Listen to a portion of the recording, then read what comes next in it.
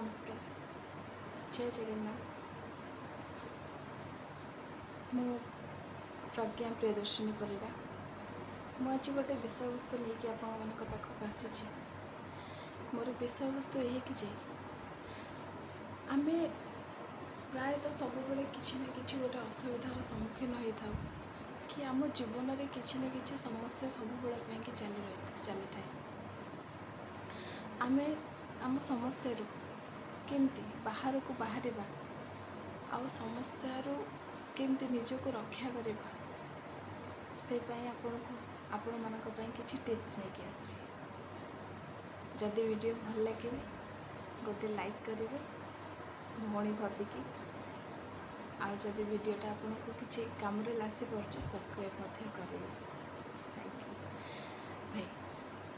जीवनटा कहार भी केबे भी सुरुखुरु गति करेनि। जीवनटा समस्यापूर्ण एवं संघर्षपूर्ण होता है। आपण मैंने जानते आउ देखी निज लाइफ को देखी निज सांग मान लाइफ को भी देखी कि समस्तंकर किसी ना कि समस्या सब बेले लगी रही। छोट हो बड़ हो केतबेले आम खुशी था केतबेले किसी ना कि समस्या आम आगू चली आसे। तो से समस्या आम मुक्ति पाइबा केमती से समस्या सब कहीं आम पाखक आसूँ केवे चिंता कर आपण भी किसी समस्या गति कर कि समस्त लाइफ रे समस्या अच्छी एमती कि भगवान श्रीकृष्ण कहतु कि शिव कहतु जी भी कहतु कहार भी लाइफ स्मूथ रे जाएनि। तो आम लाइफ केमती जीव बोली आपण मैंने भावुं कौन से लाइफ रे आम लाइफ रे केबे पूर्णता आसेनि कि पूर्णता आसबनी। आपण मैंने जानते भगवान श्रीकृष्ण जन को भल पाउले किंतु बाहा हेले आउ जन सेमती आमे आम लाइफ रे जहाँ जहाँ चाहूँ सबकि मिलज बोली सेमती किसी कौन माने अच्छे कि नहीं ना। जेतिकी भगवान का आमको मिलूँ सेतिकी भगवान दान हिसाब से आमको ग्रहण करार अच्छे तांकर प्रसाद हिसाब से आमको ताको ग्रहण करार अच्छे नाई कि आमे से सब को लेकिन कंप्लेन अधिक करवा कि आमको ए जिनस मिलवार था तुम कहीं देल कि से जिनस आमको मिलवार था तुम कहीं देलानी। से जीति मिलूँ जहाँ मिलूँ जी आम पाखे अच्छी भाभी नि कि आम पाखे ढेर अच्छी बहुत अच्छी भगवान का आशीर्वाद से अच्छी बोली आम आज ये जगार छिड़ा एमती भी बहुत मनीष अच्छा जी कि बहुत असुविधार दुखरे कष्ट रोचन तापेक्षा आम बहुत भलरे अच्छे। समस्याटा केते प्रकार होता है जमती कि जो मैंने अविवाहित से मानकर केमती विवाह हम केमती से मैरिज करेंगे संसार करेंगे से पाई कि से माने टेंशन अच्छा समस्या भितर अच्छा। जो मैंने मैरिड से माने भी से लाइफ रे बोर हो गले काम करी स्वामी धंदा सासु ससुर धंदा घर संभालवा छुआ को संभालवा सब नहीं कि से माने भी बोर हो गले। तो से माने भी चाहूँगी कि आम आम लाइफ रे बहुत बोर हो जाऊँ कि आम जब कौट आउटसाइड जाकि किसी मास हो कि वर्ष हो रहीकि बुलिक आस जोटि कहीं नथिबे केवल मु आउ कहीं नथिबे गोटे अजଣା राइज को आम पलैबू सेठी बुलिक आसबू आउ किसी चाहूँगी कि ना तुम तार मोर ठीक मिसुनी तो आम डिवोर्स देदेबू। तो एमती समस्ते किसी ना कि समस्या भितर जड़ी रोचते जो मैंने जॉब कर भी समस्या अच्छी वर्क प्रेशर बढ़ी जाऊँगी वर्कलोड बहुत हो जाऊँगी। तो से आमको से बाहर कि टाइम दरकार आम छुट्टी नवाक चाहूँ आमको लीव दरकार से मैंने भी बोर हो जाऊँच से लाइफ को लेकिन जो मैंने चाकरी करना बेकारी अच्छा से मैंने भी लाइफ को लेकिन समस्या कि आम केमती जॉब पाइबू केमती गोटे भल पैकेज सैलरी वाला जॉब पाइबू खुशी रही से मैंने से नहीं कि चिंतित अच्छा। आउ जो मैंने छोट पिला ସେମାନେ ଭାବୁଛନ୍ତି ଆମେ କେମିତି ବଡ଼ ହେବ, କେତେ ଶୀଘ୍ର ଆମେ ବଡ଼ ହେଇଯିବୁ। ସେମାନେ ସେଇ ନେଇକି ଚିନ୍ତିତ ଅଛନ୍ତି। ଆଉ ଯେଉଁମାନେ ବଡ଼ ହେଇଯାଇଛନ୍ତି ଆମ ପରି, ସେମାନେ ଭାବୁଛନ୍ତି ଛୋଟବେଳ ଲାଇଫ୍ଟା କେତେ ବଢ଼ିଆ ଥିଲା, ଆମେ କେତେ ମଜା କରୁଥିଲେ, ମସ୍ତି କରୁଥିଲେ, ଖେଳୁଥିଲେ, କିଛି ଟେନସନ୍ ହିଁ ନଥିଲା, କିଛି ଜିମ୍ମେଦାରୀ ହିଁ ନଥିଲା ଆମ ଉପରେ। ତ ସେମାନେ ସେଇ ଲାଇଫ୍କୁ ପୁଣି ଫେରି ଯିବାକୁ ଚାହୁଁଛନ୍ତି। ତ ସମସ୍ତଙ୍କ ଲାଇଫ୍ରେ କିଛି ନା କିଛି ସମସ୍ୟା ଲାଗି ରହିଛି। ଏମିତିକି ଯେଉଁମାନେ ପ୍ରେମୀ ଯୁଗଳ ଅଛନ୍ତି, ସେମାନେ ବି ସେ ଯେଉଁ ସୁଖଟା କିଛି କ୍ଷଣକ ପାଇଁକି, ସେମାନେ ସିନା ବୁଝିପାରୁନାହାନ୍ତି ସେ ଖୁସିଟା କିଛି କ୍ଷଣକ ପାଇଁକି ସେମାନଙ୍କୁ ଦେଉଛି। ତା ଦେହରେ ବି କଷ୍ଟ ଅଛି, କାହିଁକି ନା କେତେବେଳେ ଝଗଡ଼ା ହେଲା, କିଏ କାହାକୁ ସନ୍ଦେହ କଲା, କ'ଣ ହେଲା, ସେଠୁ ପୁଣି ସେ ଲାଇଫ୍ରେ ବି ଦୁନିଆ, ସେ ରୁଲ୍ସ ରେଗୁଲେସନ୍ ଦୁନିଆ ବନାଉଥିବ, ଆଉ ଜଣଙ୍କୁ ସେଇଟା ଭଲ ଲାଗୁନଥିବ, ସେ ଲାଇଫ୍ରେ ବି ସମସ୍ୟା ଅଛି। ତେଣୁ ମଣିଷ ଜୀବନ ହିଁ ସମସ୍ୟାପୂର୍ଣ୍ଣ ଆଉ ସଂଘର୍ଷପୂର୍ଣ୍ଣ। ମୁଁ ଆଗରୁ କବିତା ଲେଖୁଥିଲି, ଏବେ ଛାଡ଼ି ସାରିଲିଣି। ମୁଁ ଗୋଟେ କବିତା ଲେଖିଥିଲି, ଆଶାର ଫୁଲ ତ ଆଶାରେ ଶୋଭିତ, ଆଶା ହିଁ ମନର ମୂଳ ମନ୍ତ୍ର। ଆଶା ନାହିଁ ଯାର ମନ ନାହିଁ ତାର, ଅଭଙ୍ଗା ହୃଦୟ ତାର। ଆଶାରେ ବଞ୍ଚିବି, ଆଶାରେ ମରିବି, ଆଶା ହିଁ ମୋର ସବୁ କିଛି। ସବୁ ଆଶା କାର ପୂରଣ ହୁଏନି, କିଛି ରହିଯାଏ ବାକି।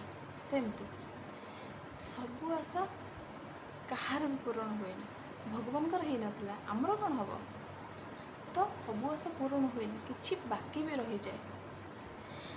ଆଉ ଆମେ ଆଶା କରିବାଟା କେବେ ଛାଡ଼ିବାନି, କାହିଁକିନା ସେଇଟା ହିଁ ଆମ ଜୀବନର ମୂଳ ମନ୍ତ୍ର, ଜୀବନର ଆମର ବଞ୍ଚିବାର ରାହା, ବଞ୍ଚିବାର ଆଶା, ବଞ୍ଚିବାର ମୂଳ ମେରୁଦଣ୍ଡ ଯେମିତି। ତ ଆମେ ତାକୁ କେମିତି ଛାଡ଼ିଦେବା? ବିନା ଆଶାରେ ଆମେ କ'ଣ ବଞ୍ଚିପାରିବା କି? ଆମର ତ କିଛି ଏମ୍ ରହୁଛି, ଆମର କିଛି ଆଶା ରହୁଛି, ଆମର କିଛି ମଣିଷ ଜୀବନ ପଞ୍ଚତତ୍ତ୍ୱରେ ଗଢ଼ା, ସବୁକିଛି ଆସୁଛି। ବାକି ରହିଲା ସମସ୍ୟା। ସମସ୍ୟା ତ ଏମିତି କେବେ ପିଛା ଛାଡ଼ିବନି। ତ ତା ମାନେ ନୁହଁ ଯେ ସମସ୍ୟା ପିଛା ଛାଡ଼ିବନି ବୋଲି ଆମେ ଚିନ୍ତାରେ ପଡ଼ିଯିବା, ଷ୍ଟ୍ରେସ୍ ନେବା। ତାହେଲେ କ'ଣ ସମସ୍ୟା ଛାଡ଼ିକି ପଳେଇବ ବୋଲି ଭାବୁଛନ୍ତି କି? ବିଲକୁଲ ଯିବନି।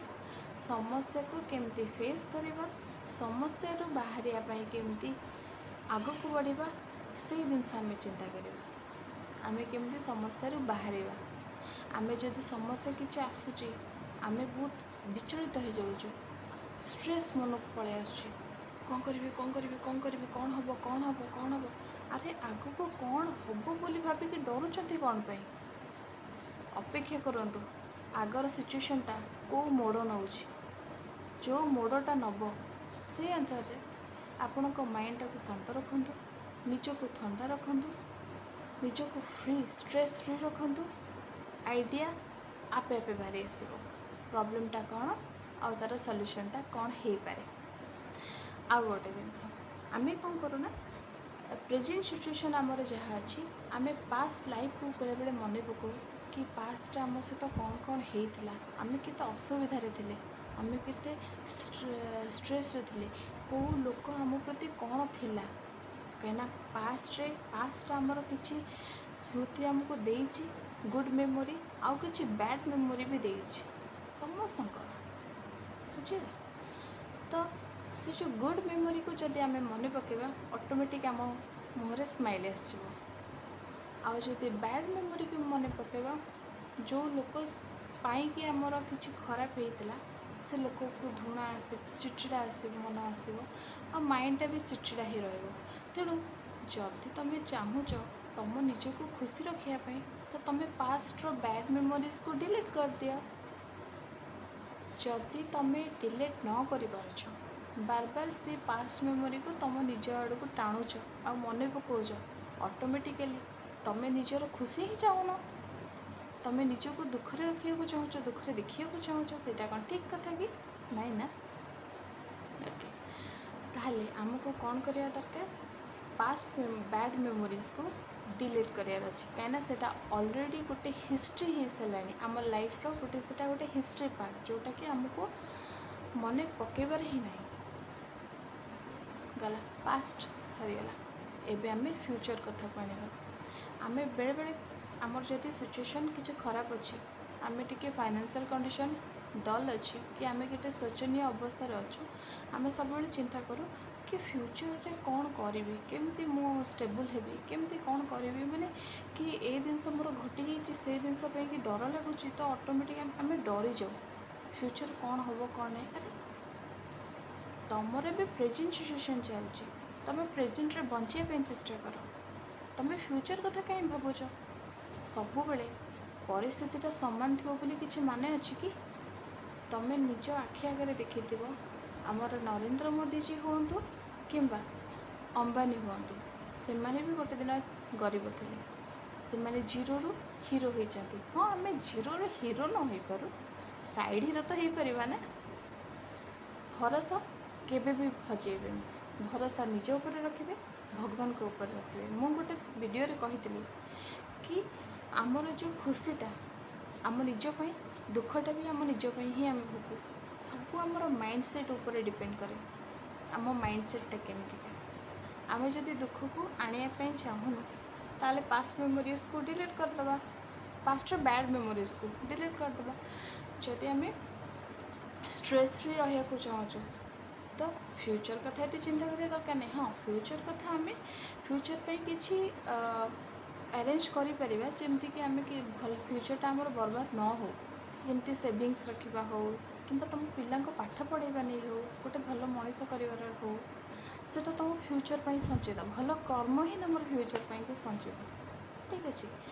तो आम देख सिचुएशन एवं आमर जहाँ अच्छे आगू को सीटा रोली किसी माने अच्छे नहीं ना समय सब परिवर्तनशील समय को कहीं भी हाथ में धरी रखी ना कि हाथ में धरी रखिपारे आज जदि समय तुम खराब अच्छी मे भी काली बहुत भल समय आसीपे तुम आज जदि बहुत भल समय अच्छी काली बहुत खराब सिचुएशन भी आसीपे तेणु समय सबुठ बलवान जस्ट अपेक्षा कर कि समय आगू कौन हो अनुसार तुम तुमर नेक्स्ट स्टेपटा स्टार्ट कर आदि आगुरी डर कौन भी जेकोसी असुविधा गोटे सिचुएशन आसूँ तुम डरी जाऊच विचलित हो माइंडटा को स्टेबल रखिपारन तो तुम तुमर विचार शक्ति को हर बस तुम जो मेंटाली तुम जो भाभी था कि कौन हो पार तार सल्यूशन कि मुझे केमती बाहर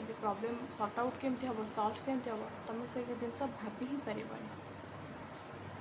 जदि तुम स्ट्रेस फ्री रहिबो कि मेंटाली फ्री रहिबो खुशी रहिबो ऑटोमेटिक सब प्रॉब्लम रो सॉल्यूशन तुम माइंड को आसो प्रॉब्लम जहाँ भी आसूची प्रथम कथा चिंता कर प्रॉब्लम रो रूट को जाओ कहीं आसला कौन पाई कि आसला कोठू स्टार्ट है तो रूट पाखक जाकि से रूट रू ही तुम मेडिसिन दबाटा स्टार्ट कर से सॉल्व करवा स्टार्ट कर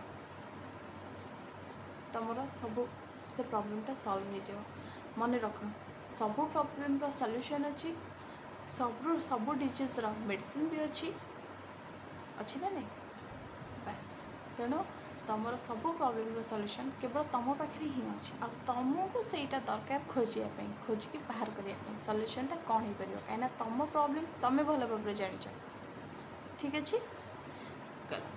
नेक्स्ट आम प्राय टाइम भगवान को ऊपर दोष दो कि भगवान चाहिए कि मोर भाग्य खराब करदे कि मोर एटा नहीं गले सेटा नहीं गले जहाँ भी प्रथम कथा मन रखा उचित कि आम कहार दान रे बंचुन आम आमर कर्मफल नहीं कि आम बंचुचु आमर जहाँ प्रारब्ध भी रही ना ताको भी आमको भोगिया पड़ो। आउ गोटे जिनस भगवान पूरा वर्ल्ड टाक चलाउछन्ति आम जदि विश्वास करुचु भगवान अच्छा ताले भगवान अच्छा ना तो टोटाल होल वर्ल्ड को सी चलाउछन्ति जदि जड़े परिवार गोटे फैमिली चलैया असमर्थ हो जाऊँगी सी भी भांगी पड़ुचे दरकार पड़े तो चिंता कर भगवान देश टोटाल वर्ल्ड को चलाउछन्ति तो तांकर जो रूल्स रेगुलेशंस अच्छी से एते अड़ुआ सूतार छंदी ही अच्छी जोटा कि आम पक्षे साधारण मनीष पक्षे बुझा आ बुझेबा सहज कथा नहीं से आउ किछिटा कहते कि भगवान आमको परीक्षा करते क्या ना भल लोक मान परीक्षा करते कि ଯଦି ତୁ କହୁଛୁ ଭଲ ବୋଲିକି ଦେଖିବା ତ କେତେ ଭଲ, ଚାଲ ଟେଷ୍ଟ ହେଇଯାଉ। ତ ସେ ଟେଷ୍ଟରେ ଆମକୁ କ'ଣ କରିବାର ଅଛି, କ୍ୱାଲିଫାଏ ହେବାର ଅଛି। ଯେମିତି ଆମେ ନର୍ମାଲି ଏକ୍ଜାମ୍ ଦେଉଛୁ, ଏକ୍ଜାମ୍ ଦେଲା ପରେ ଆମର କ୍ୱାଲିଫାଏ ହେଉଛୁ, ସେମିତି ଭଗବାନଙ୍କର ସେଇ ଏକ୍ଜାମ୍ରେ ବି ଆମକୁ କ୍ୱାଲିଫାଏ ହେବାର ଅଛି। ସେତିକି କନଫିଡେଣ୍ଟ ନିଜ ଭିତରେ ରଖ, ଭଗବାନଙ୍କ ଉପରେ ବି ରଖ। ଆଉ ଭଗବାନ ଯଦି ଆମ ପାଇଁ ଗୋଟେ ରାସ୍ତା ବନ୍ଦ କରୁଛନ୍ତି ନା, ଅଲଗା ବହୁତ ରାସ୍ତା, 10ଟା ରାସ୍ତା ଆମ ପାଇଁ ଖୋଲିବେ। ଆଉ ସେଇ ରାସ୍ତାକୁ ତୁମକୁ ଖୋଜିକି ବାହାର କରିବାର ଅଛି। ଏମିତି ନାହିଁ କି ଭଗବାନ ବାସ୍ ଦୋଷ ଦେଇକି ଆମେ ରହିଗଲେ, ଭଗବାନ ଆମ ଭାଗ୍ୟ ଖରାପ କରିଦେଲେ, ଆମକୁ ଦୁର୍ଭାଗ୍ୟରେ ପୁରେଇ ଦେଲେ, ଆମକୁ ଅସୁବିଧା କରେଇଦେଲେ। ଭଗବାନ ତୁମକୁ ସେତିକି କାବିଲ ଭାବିଛନ୍ତି ବୋଲିକି ତୁମକୁ ଅସୁବିଧାରେ ପକାଇଛନ୍ତି। ଆଉ ତୁମେ କେମିତି ବାହାରିବ, ତୁମେ କେମିତି ଖୁସିରେ ରହିବ, ସେଇଟା ତୁମ ଉପରେ ଡିପେଣ୍ଡ କରେ। ସେଇଟା ତୁମକୁ ଚିନ୍ତା କରିବାର ଅଛି, ନାହିଁ କି ମୁଁ କାହାକୁ ଦୋଷ ଦେଇକି ରହିଯିବି। ବୁଝିଲ କି? ଆମେ କ'ଣ କରୁନା, ଭଗବାନଙ୍କୁ ଏଇ ଯେଉଁ ଦୋଷଟା ଦେଉ, ସତରେ କ'ଣ ଭଗବାନ ଆମକୁ ଏମିତି କିଛି କରିଛନ୍ତି? ଦେଖ, ଜଗନ୍ନାଥ ନିଜେ ଅଧା ଗଢ଼ା, କିନ୍ତୁ ଆମକୁ ପୁରା ପୂର୍ଣ୍ଣ ଶରୀର ଦେଇଛନ୍ତି। ଏମିତି ନାହିଁ ନା, ଆମକୁ ବି ଖଣ୍ଡିଆ ଖାବରା କରିଦେଇଛନ୍ତି।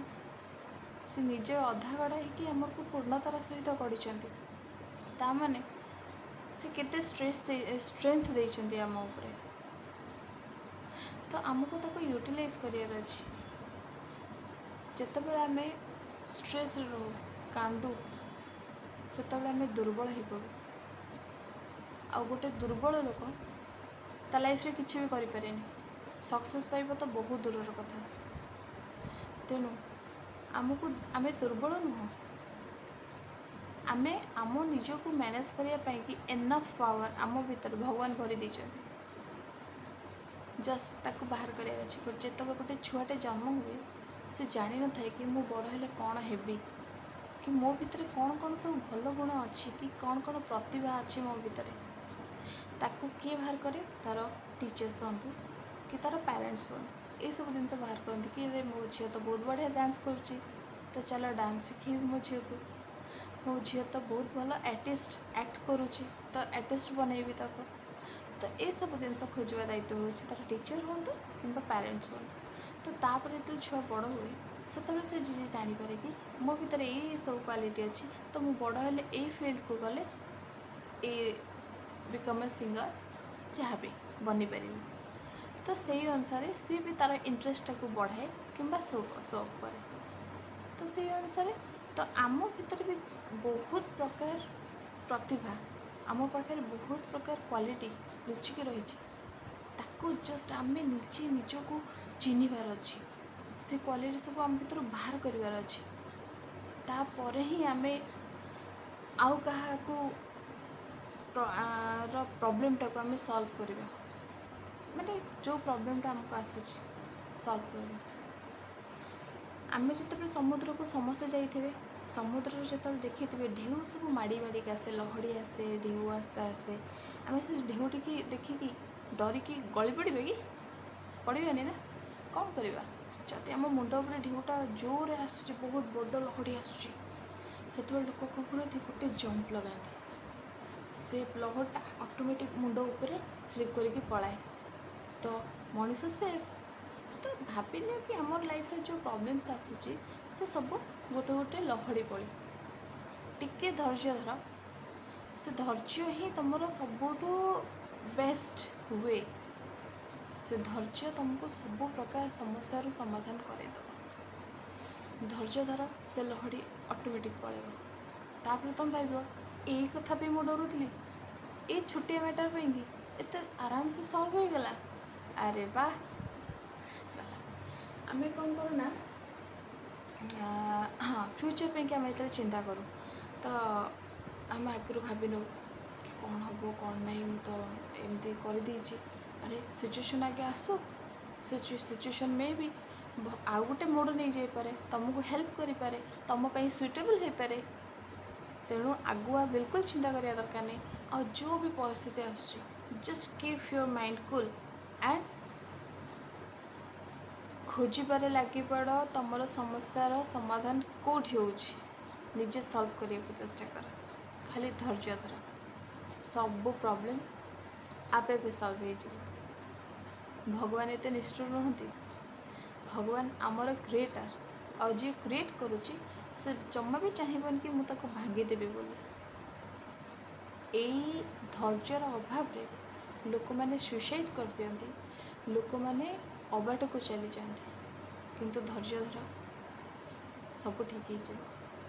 ଖାଲି ବିଶ୍ୱାସ ରଖ ନିଜ ଉପରେ, ଭଗବାନଙ୍କ ଉପରେ, ସେ ସବୁ କିଛି ଠିକ୍ କରିଦେବେ। ତୁମକୁ କିଛି ବି କରିବାକୁ ପଡ଼ିବନି, ଖାଲି ତୁମେ ଦେଖ, ତାପରେ ବହୁତ ଖୁସି ଲାଗିବ। ଆଉ ତୁମେ ହିଁ କହିବ କି ଏତେ ଛୋଟ ପ୍ରୋବ୍ଲେମ୍ ମୁଁ ତାକୁ ଏତେ ବଡ଼ କରି ଭାବୁଥିଲି, ମୋର ସେଠି କେତେ ୱେଷ୍ଟ ହେଲା ଟାଇମ୍, କେତେ ମୁଁ ଷ୍ଟ୍ରେସ୍ ନେଲି ସେଥିପାଇଁକି। ଯଦି ଏ ଭିଡ଼ିଓ ଆପଣମାନଙ୍କୁ ଭଲ ଲାଗିଲା, ପ୍ଲିଜ୍ ଲାଇକ୍, ସବସ୍କ୍ରାଇବ୍ ଆଉ ସେୟାର କରିବେ। ଆଉ ଯଦି ମୁଁ ଆପଣମାନଙ୍କର କିଛି କାମରେ ଆସିପାରିଲି, ମୁଁ ବି ଖୁସି ହେବି।